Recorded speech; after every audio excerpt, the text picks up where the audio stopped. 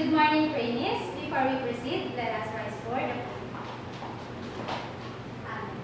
So once again, good morning and welcome to Quirino National High School. Thank you for choosing our school as your training ground. So here, we ensure you the best quality of training for you to be able to develop and enhance your competencies.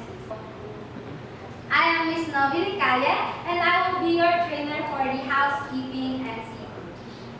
So what is the purpose of this training? This is for you to be ready for the national assessment and pass this.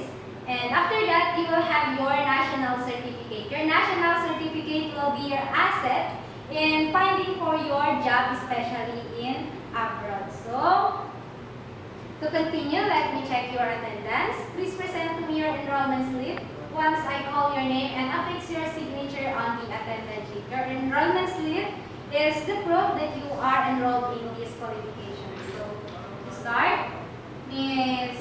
Rodeline Tagata, Leora San Pedro. Okay, you are all 25 enrolled for this qualification, housekeeping NC2. For the housekeeping NC2, we have 436 hours nominal duration to cover all the competencies, and we have these competencies, the basic competency, we have 18 hours. For the common competencies, we have 18 hours. And for the core competencies, we have 400 hours. So that means we have enough time para matuto sa lahat ng task natin. And for the core competencies, we have the following: provide housekeeping services to the guests, clean and prepare rooms for the incoming guests, provide balay butler service, laundry linens and guest clothes, clean public areas, facilities and equipments, and deal with handle intoxicated guests. So here in this competence, in this qualification, we have the competency-based training. So what is competency-based training? For CBT, it is a mode of training that focuses on the development of the learner as a result of this training. Here, we are more focused on the learning outcome rather than in the learning processes. So, unlike in the traditional setup, I will not go in to rate you numerically, but within just the two, the competent and not yet competent. Here, you can also see the fast learner and the slow learner, wherein they can acquire the same skills and knowledge but different in time. So, why CBT? The learner can emphasize on the actual work and focuses on the outcome and is concerned with the attainment of the application. Application of what you have learned here in the training. So my role as a CBT trainer, I will be the facilitator and your guidance counselor. Whenever necessary na kailangan ninyong help ko, I will help you. And you as a trainees, you have your own learning styles, so you can employ it here. Okay? Now, as you go on with the training, you will abide on the 10 principles of CBT. Number 1, the training is based on curriculum developed from competency standards. So, galing to sa mga standards na binigay ng industry. Learning is modular and it is structured. In every unit of competencies, there is corresponding CDLM, and it is structured because you cannot go to your next unit of competency unless you are found competent. The training is individualized and self-paced. Training is based on the work that must be performed in the actual environment of your work, and training materials are directly related to the competency standards and curriculum modules. Assessment is based on the collection of evidences performance of work to the industry required standard. Hindi ito nababase sa kung ano ang ginagawa ng mga kaklase nyo, kundi nababase yung performance nyo with the evidences that given. So, training is based both on and off the job components. Training programs allows for the recognition of your prior learning or current competencies. Training allows multiple entry and exit. The training programs are registered with the UTPRAS or Unified Tibet Program registration accreditation system. So, what is the process of the CBT? So, here, first one, the training will enter the program. As you are enrolled in Housekeeping NC2. Here, I will going to administer the recognition of your prior knowledge. Mamaya, gagawin ko yun sa inyo. The orientation, like I'm doing right now, and give you my role and your role as well. Next, you trainees will select the competency and receive instruction from me. Pero hindi ibig sabihin nito, pipiliin nyo lang yung gusto nyo. Kailangan nyo kompletuhin lahat ng competencies sa ating qualification. So, with that, you will receive the CBLM, you will review the learning package, view the multimedia materials, use the manuals, observe demonstration, practice the skills given, and receive assistance from me. And if you are then ready, you may practice the task, and I will observe you doing that. And with that, you are going to rate your own performance as well using the performance criteria checklist, and me too, I will rate you. So, now that if you are found satisfactory performing your competency, you may now able to proceed to your next competency. And also, if you have now completed all the competencies in this qualification, you may now undergo the national assessment and exit the program. And also, if you have enough competencies in this qualification, you may exit the program with or without the national certificate and can enroll to another program. But then, kung hindi mo pa kaya, if you are found not yet competent or satisfactory with your competency, you may return to this and pwede mo siyang ulit-ulitin hanggang sa makuha mo at ma-perfect mo yung task. Okay? And here we have the competency-based learning module or materials. It consists the learning information sheet wherein it can give you the different information about your competency, the self-check for you to know if you have acquired the knowledge, and the answer key to compare your answers. We have also here the task or job sheet for your different performance tasks, and for the performance criteria checklist, you can rate your performance. The assessment tools that I'm going to give you is the demonstration with oral questioning, the written exam, and the oral interview. So, in CBT, we have the monitoring tools, the achievement chart, progress chart, training activity matrix, trainees record book, or learner's record book. So, I will explain to you that later. And that ends my presentation. Please bring with you your notebook and your ball pen, and I will show you to the different areas for this software. So, here, we have the trainees resource area, my area where you can see my laptop in preparing for the training to be done for you. The practical work area where you can practice your skills. The institutional assessment area where I can give you the assessment. The computer laboratory area for you to browse yung mga information na hindi ninyo alam. And the distance learning area where you can able to learn with even you are not on site. We have also here the quality control area for the product benchmarking and the support service area for the additional support service. We also have here the learning resource area where you can see the different CBLMs for every unit of competencies, and the contextual resource area where you can see the different context books like science and mathematics. Our monitoring tools are here also. The achievement chart where you can see your accomplished tasks, the progress chart for your accomplished LO, and for the training activity matrix where you can see kung anong unit of competency na kayo naroon. Okay? So, please go to your seat. I will give you also your learner's record book here you will keep this. And every task that you will accomplish, I will give you 10 remarks. Okay?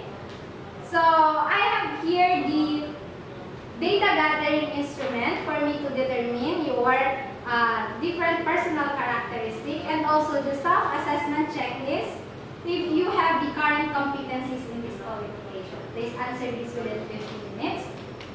The result of that will be my basis in planning for the session. So you're done. I will also administer to you the pre-test for me to know if you have the baseline knowledge about this qualification. Within 15 minutes, time's up. So I will check it later on. So it's already 11:30. Before you take your lunch, please practice the practice. Good afternoon, trainees. I am now done in checking the pre-assessment. So I have noticed here that Ms. Tagata, you have the current competencies in this qualification, particularly in provide laboratory service. Do you have any proof of evidence? So you gave me your TOR and your certificate of employment. So you are a graduate of Bachelor of Science in Hotel and Restaurant Management, and also a front officer in Zen Hotel. So wow, that's great. Good to know. And before that, I will validate your prior knowledge. But for you, Mr. San Pedro, please come with me to the learning resource area, and I will give you your CBLM since you don't have yet the current competencies. Please log into the borrower's logbook. Okay, study that, the information sheet. Please answer every self-check and practice every task sheet, okay? So, you may have now picked your seat. For you, Ms. Tagata, now that you're ready for the institutional assessment, please come with me to the institutional assessment area for your validation of your prior knowledge. Ms. Tagata, here is your written exam. Finish it within 15 minutes. Okay, you're done. Let me check. Now, here is your specific instruction for your demonstration. Finish it within 15 minutes. Okay, time's up. Now that you're done in your written exam and in your demonstration, I will now ask you questions. So, what is the importance of effective communication skill in providing ballet partner? Yes, it is to build rapport with your guests. So, okay, based on the result that I have gathered, in your written exam, you've got 18 out of 20. In your demonstration, you display your effective communication skill. You have the proficiency in English and also with the other language, and you prepare and present your guest books according to his instructions. So with that, you are found competent. May I have your awardee for this remarks and signature?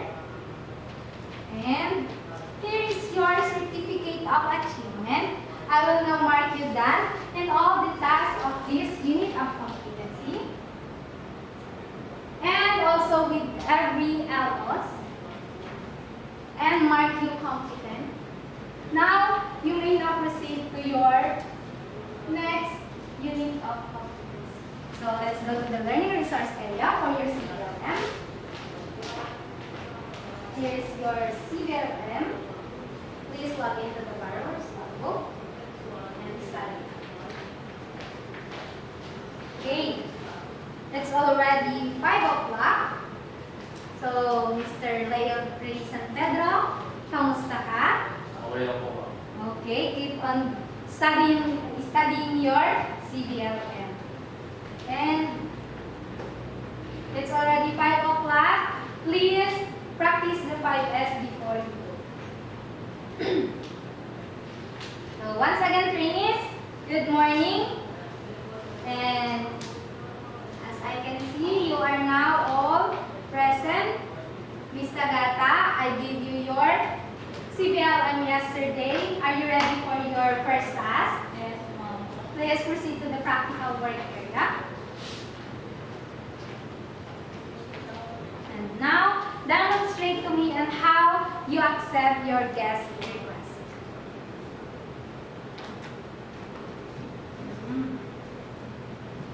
Okay. Based on your performance, Miss Tagata, napaka-courteous mo sa pakikipag-usap mo sa guest mo. Nag-provide ka din ng record with the request. And also, nagbigay ka din ng other options. So with that, you have the remarks of satisfactory. Can I have your LRB? Okay. And I will now mark you done on your first test of your You may now proceed to your next task. So, hello, Mr. Layure. Can I see? What are you doing? Okay, very good. So, keep on doing that, okay? It's already 12. Before you take your lunch, please practice the findings.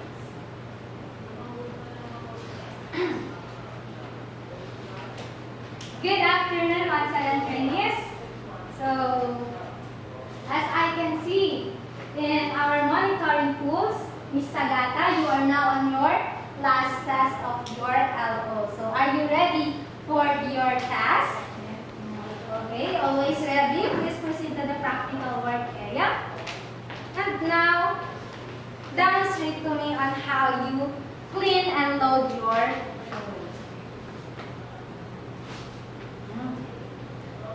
time's up. So, based on your performance, ang galing ng ginawa mo. So, nilinis mo talaga muna yung trolley mo at bago ka naglagay. Yung amenities mo, tamang-tama yung pinaglagyan mo sa taas and also with the other needed materials. So, with that, you have the remarks of satisfaction. Okay. I will now mark you done on your last task of your auto. And also with your L. You may now proceed to your next L. Please take your seat. Mr. Layore San Pedro, na-practice mo na po ba yung task mo? Yes, ma'am. Wow, very good. So, we'll have that later on. So, it's time to go home. With that, please practice the 5S. Okay? So, good morning once again, trainees. As I can see in our monitoring tools, Ms. Tagata, you are now done in all your tasks and LOs of your unit of competency. So, are you ready for the institutional assessment? Wow! You're always ready as you are on the first day. So, please proceed to the institutional assessment area. Now that you're ready, Ms. Tagata, here is your written exam. Finish it within 15 minutes. Okay, let me check.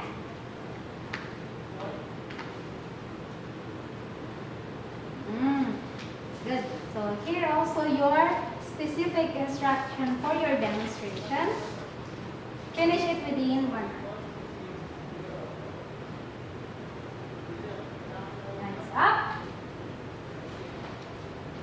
Done. So now that you're done with your written exam and in your demonstration, I will now ask you some questions. So, here is your question, Ms. Tagata. Between the vacant room and your request for room makeup, what will you do first and why? Yes, correct. Dapat nauuna yung room makeup. Based on the result that I have gathered, Ms. Tagata, in your written exam, you got 20 out of 20. Wow, that's perfect. And in your demonstration, you've done the room makeup in the accordance with the procedure. Very good. And you also clean your trolley and ready it for the next use. With that, you are found competent. May I have your LRB for the signature?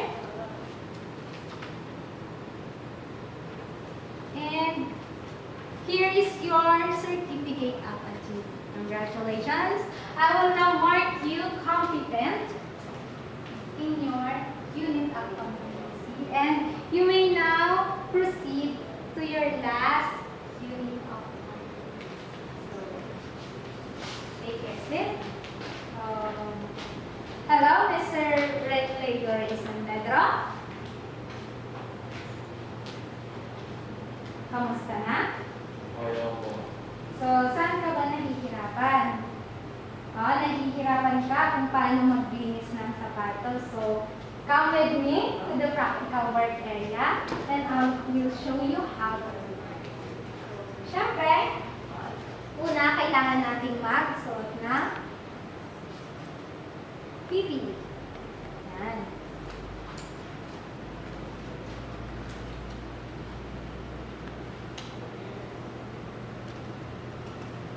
Huwag kang mahihiya. Sabi nga nila, learning from doing. Okay. Kakaaltusin masyadong kabahan para mas matuto ka. Oo. Now, ganito lang yun, Mr. San Pedro. First, kailangan mong tanggalin kung marami siyang dirt. Ayan. Using your brush. Dapat pati yung sole natatanggal din yung dirt niya para mas maganda. Okay? And after that, you may now apply your shoe polisher.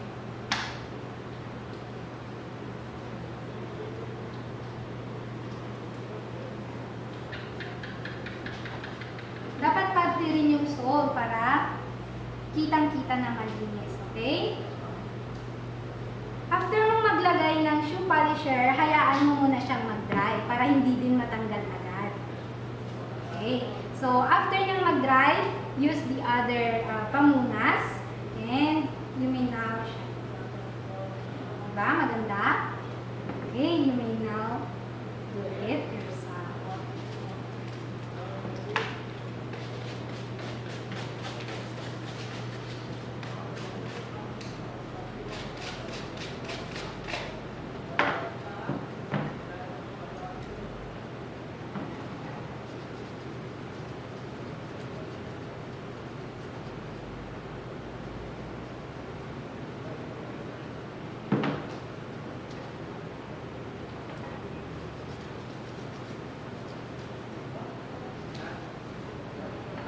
Okay, you're done. Wow! Very good, Mr. Leire San Pedro. You've done a great job. So, ginawa mo yung task mo in accordance with the procedure. You also wear your PPE. And napakaganda ng pagkakalinis mo sa shoes ng guest mo. And with that, you are found satisfactory. You have the remarks of satisfactory. May I have your LRB? The remarks. So here is your LRB. And I will now mark you done on your first task. You may now proceed to your next task, Mr. Sanford. Okay. So it's already 5 o'clock. So trainees, as I am always saying, please practice the 5S before you. Okay? Goodbye, everyone. So, hello once again, trainees. Good morning. Oh. Wow. Hanggang ngayon, kumpleto pa rin ang trainees ko. And let me check the monitoring tools. We are now on our third week of our training. And as I can see, Ms. Tagata, you are now on your last task of your last LO of your last unit of competency. So, are you ready to do your task. Okay, please proceed to the practical work area. And now, demonstrate to me on how you assist your guests, intoxicated guests, to leave the premise.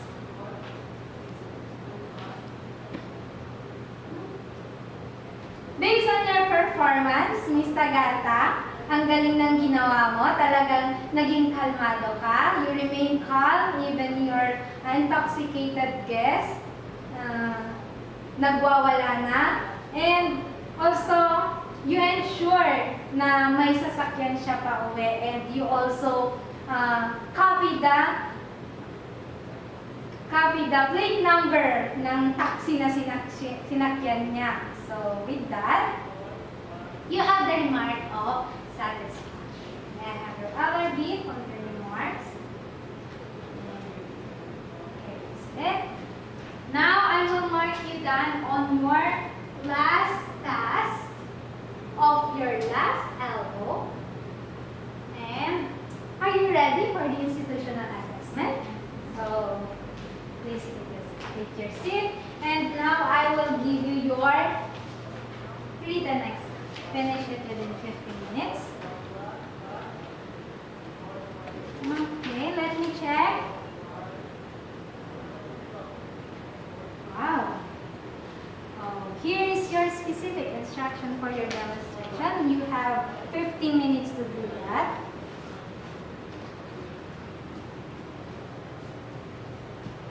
Okay, time's up. And now that you're done on your written exam and also in your demonstration, I will now ask you something. So, Miss Tagata, why is it important to make sure that your intoxicated guests will leave the premise safely? Yes, correct. Kailangan kasi baka may mangyari sa kanya at sa'yo ang pananagutan. Okay. So, based on the result that I have gathered, Ms. Tagata, in your written exam, you perfect it. On your demonstration, ayan, katulad ng dati mong ginawa niya, in-ensure mo talaga na safe siyang palabas ng premise, and with that, you are found competent. May I have your LRB for the signature?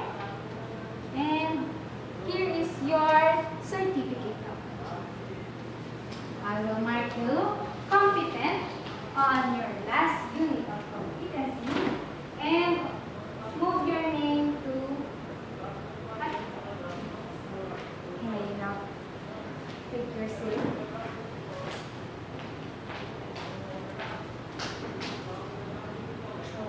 Ms. Tagata, now that you're done on all the unit of competencies of this qualification, please come with me to the institutional assessment area, please. And I will administer to you the process. Finish it within 20 minutes. Yan. The purpose of that is for me to measure if you have the progress in this training. Let me check.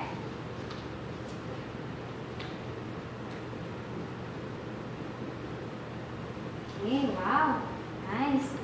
So, on your posters, you've got 45 out of 50, and good to know. And now, please answer the program evaluation for me to determine the effectiveness of this. Thank you, Ms. Tagata. And I would like to congratulate you dahil natapos mo na ang training for this qualification. I will now recommend you to take the national assessment. Just apply for the assessment at the assessment center and bring with you your passport size ID with color and white background together with your 600 pesos for your national assessment fees. So with that, congratulations and God bless. And to you, kamusta, Mr. Leo Ray San Pedro? Wow! So, You're still doing great. And as I can see, you are now done in all the tasks of your last unit of competency and all that. And also, are you ready for the institutional assessment? Yes, ma'am. So let's proceed to the institutional assessment area. Mr. Layer San Pedro, here is your written exam.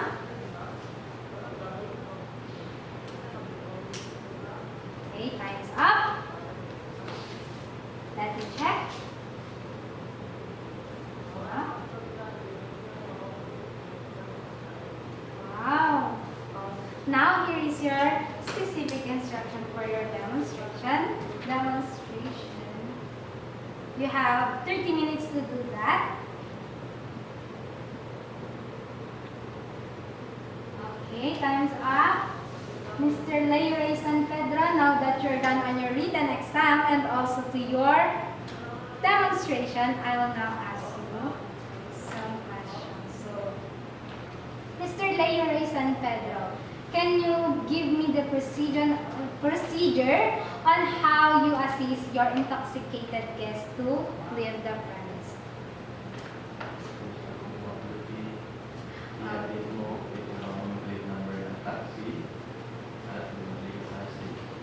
Yes, kailangan mo ihatid sa door muna and make sure na yung sakay niya is alam mo kung ano siya, yung plate number.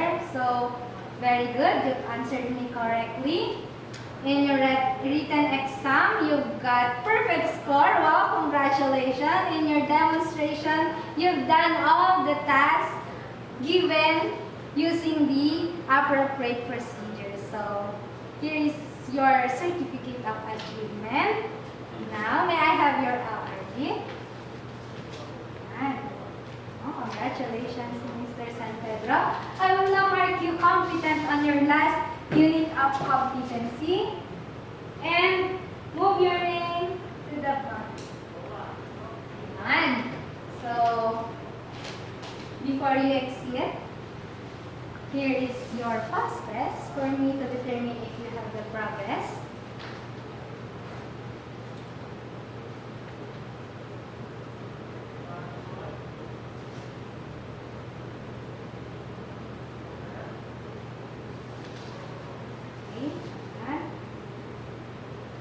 And also program evaluation.